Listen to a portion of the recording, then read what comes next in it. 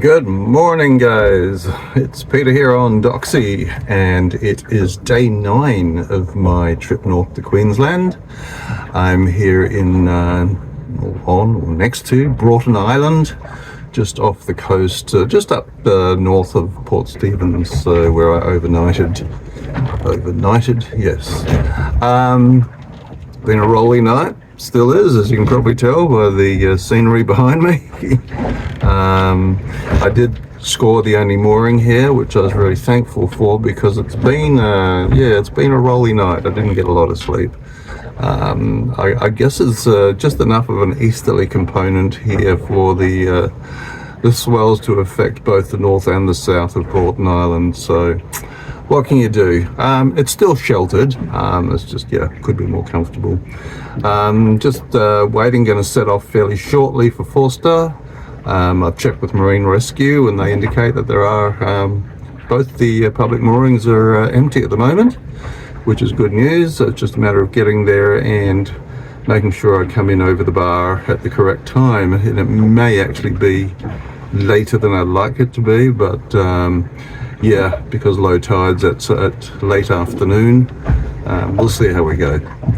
Maybe I'll get a good run and get there ahead of that, but that does mean I'll be fighting the tide, and it is quite intense in Forster. So swings and roundabouts, right?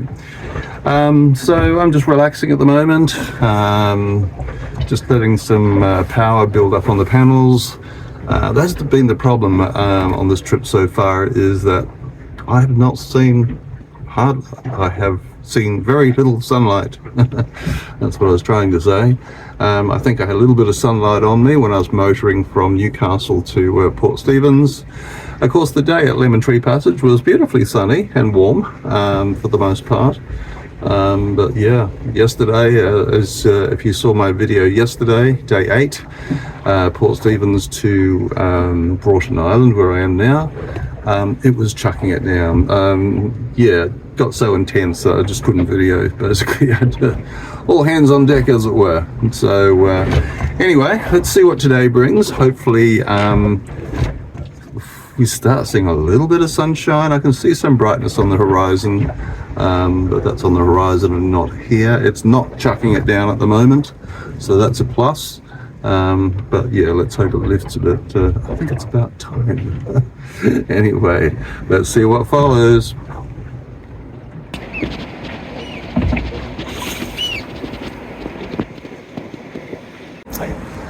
Well, I'm still at Broughton Island. Just an update. It's probably about just after 9 o'clock now. Just waiting for more power on the panels. I sort of anticipated this.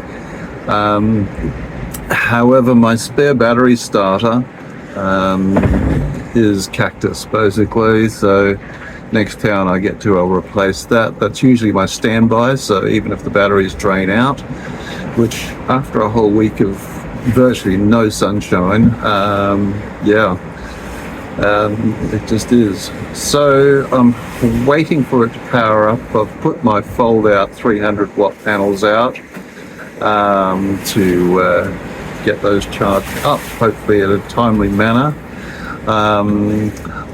I'm pretty sure I will not get to Forster, but I'm having a look at the moment at the possibility of Seal Rocks, which in anything from a southerly quadrant is quite a nice anchorage, and it's north facing. So as I said, it is protected from swell and wind, anything from south of east to south of west.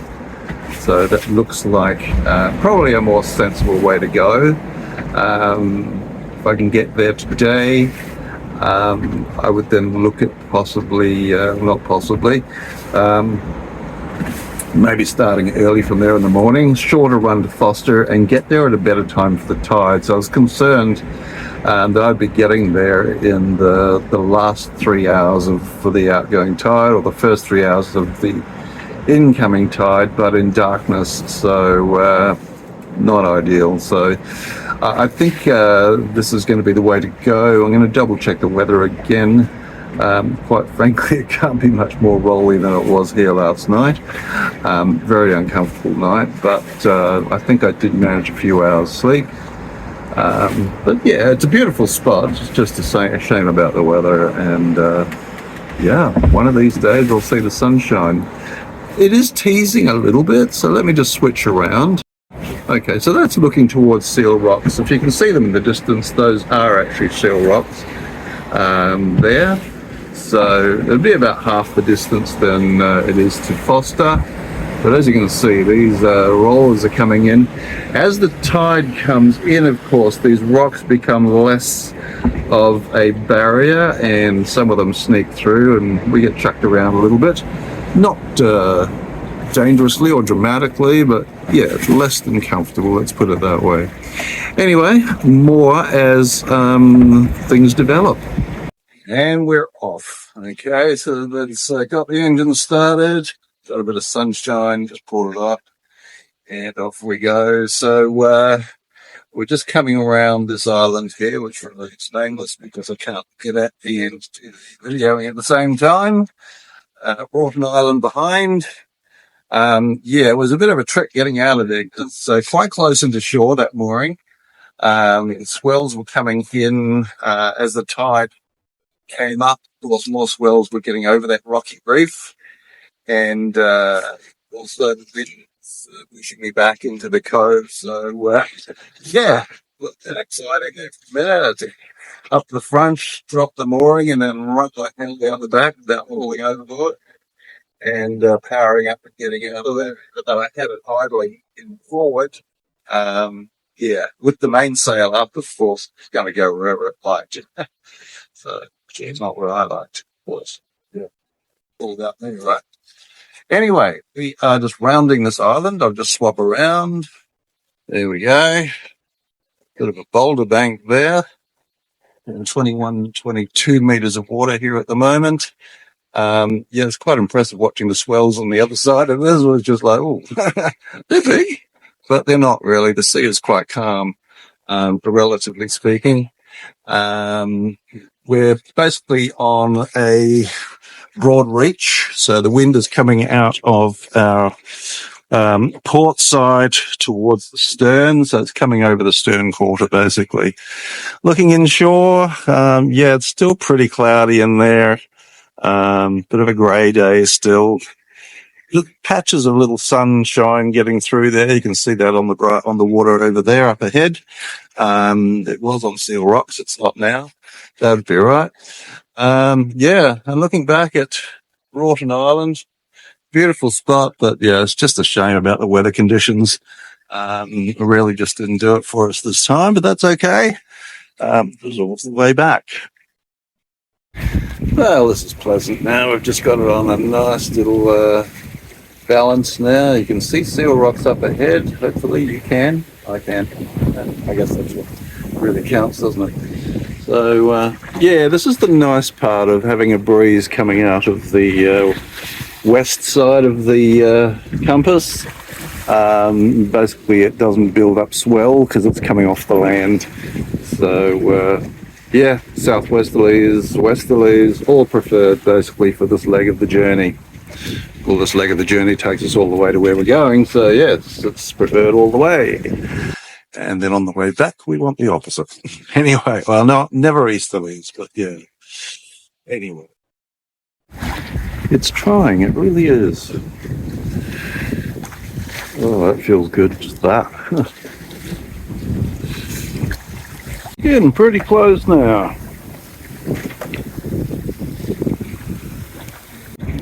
Alright, the land's coming in closer again now. That's Treachery Head. And long white beach there. A couple of people walking on it way over there. Anyway, we're rocking and rolling our way towards Seal Rocks up ahead here. It's trying to be nice, but yeah, it's just not getting there. Love the layers here. With slanted layers, different strata of rocks. Incredible. And Seal Rocks. Quite a nice establishment up there. Oh, I think the sun is trying to tease me. Little hole in the cloud that's coming through. Feed that panel.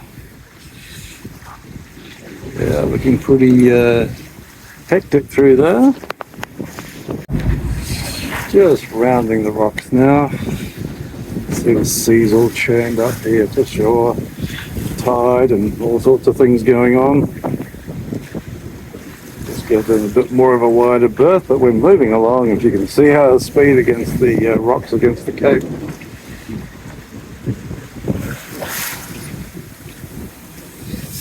Seal rocks.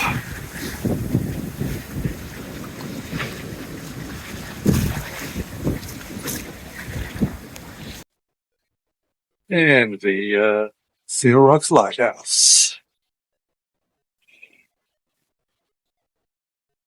Very moody looking environment, isn't it? Out the north side of Seal Rocks, west, I guess. Heading up towards the bay, just around that point over there. Going to try and maintain a little bit of distance here because of the wind shadow that will come, no doubt. Fascinating bit of rock. Look at that cave going in there. And the layers going in every direction. That's one stressed piece of landscape. You see more into that cave now. You can see the waves breaking in and out. Except for when I video it. Okay, well there you go. It's washing in and out a little bit. Seems to go around the corner a bit. There's another gash there. The sea has certainly been working on this for a while. So, yeah. Okay, well so far it's looking pretty nice in here. There's a lot of sand there. So I can tuck myself under those that point there. I should be pretty sheltered. Better than I thought. Okay, let's mosey on in slowly and see what we find. So, this is Seal Rocks. Everything's stowed away now. Good timing, because it looks like rain's just coming in now, so I can go and hide under cover. And maybe I'll just sit back and read a book and finish this video, I guess, yes. So because of my late start at Broughton Island, I've only come as far as Seal Rocks. I think it only took me about 3 and a bit hours, whereas my average speed that I've set at 4 knots was talking more about 4 hours and a bit. So pretty happy with that. We were sitting on 5 pretty averagely. I think it was actually the average when I looked at it. So yeah, it's a nice thing. I look at things and forget them promptly. So yeah, it just keeps everything new, right? Everything's a surprise all the time. So overnighting here, a little bit rolly, but nothing compared to Broughton Island. This is actually the first time I've ever anchored Doxie, so that was a learning curve. Why didn't you practice at home? Well, if you've ever dropped an anchor in Brisbane water before, you don't want to do it twice. Glutinous mud, which is very hard to get it out again. So yeah, I figured I'd work it out, and I did. I had one little hiccup where I tangled the chain by not feeding it correctly, but on top of that now. So dropped out, let out quite a bit of chain, and pulled back on the motor just to dig it in, and got the anchor alarm on. So if it moves anywhere outside of my given radius while I'm here, it will go off. And without fail, basically, I do that every time I depart a place too. I'm moving away and then, the anchor alarm's going off. I forgot to turn it off. But hey, that's better than forgetting to turn it on. So yeah, all good. I'm going to settle in now, just relax, and probably have an early night, seeing I slept barely at all last night because of getting chucked around. Cute little place this. It's popular for holidays. There's a campground I think around in the next bay, which is very popular. So yeah, nice spot. So it'll be another 3 to 4 hours probably to Forster tomorrow. which enables me to get there at the right time for the tide, because that was the other thing that was sort of like, yeah, I don't really want to arrive at my calculated arrival time because it's not suitable for the tides, and tides are very important on the bar there.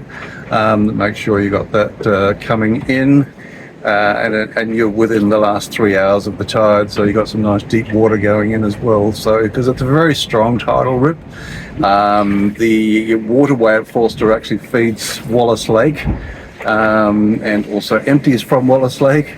So yeah, quite a strong rip going through there.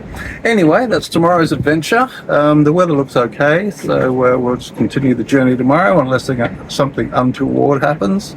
Other than that, this is Dawn Raider out. Thanks for watching another Adventures of Foxy Doxie. As always, don't forget to like, share, comment, subscribe. Thank you.